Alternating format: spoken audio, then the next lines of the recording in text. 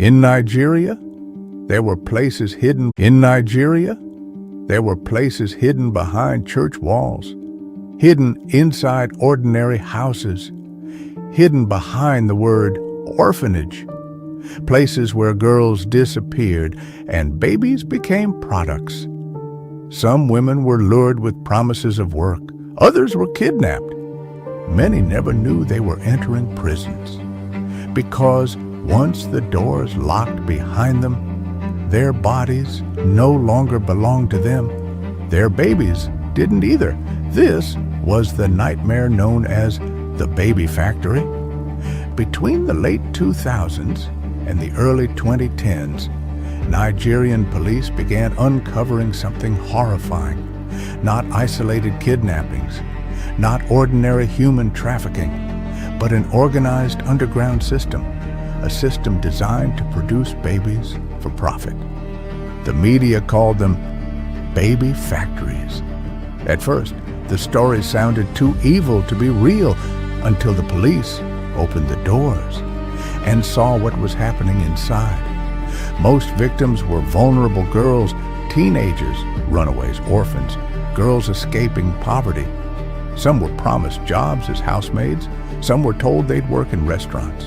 Others believed they were entering shelters or maternity homes. But many never came back out. Inside, the truth emerged slowly.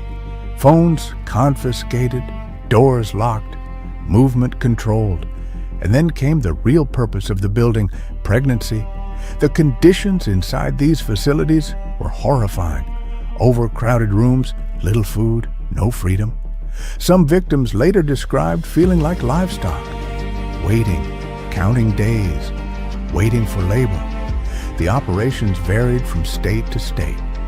Some were disguised as churches, others operated as illegal clinics.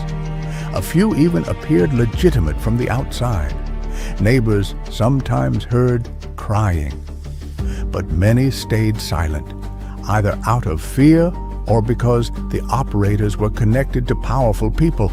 After birth, the babies were taken almost immediately. Some were sold illegally to desperate couples seeking adoption.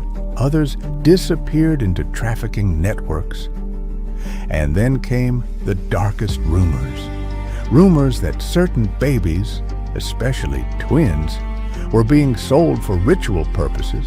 Whether every rumor was true or not, fear spread across the country because nobody knew how deep the network went.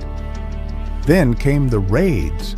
One after another, police began storming suspicious buildings across southern Nigeria, and what they found shocked even experienced officers. In one operation, officers rescued teenage girls, some heavily pregnant. In another, children were discovered hidden inside cramped rooms. Some victims were barely old enough to understand what was happening to them. Investigators uncovered evidence suggesting babies were priced differently based on gender. Male babies often sold for higher amounts. The trade had become industrialized, a business built around human desperation. But the physical abuse was only part of the horror. Many survivors carried psychological scars for years. Some never saw their babies again. Others were rejected by their families after returning home pregnant. A few refused to speak entirely, and perhaps the most terrifying part was realizing how ordinary the buildings looked from outside. A normal gate, a normal street, normal neighbors. Behind them, a hidden production line of human lives. The baby factory network survived because it fed on multiple crises at once: poverty, corruption, infertility stigma, human trafficking, weak law enforcement, and the desperation of people willing to buy children illegally.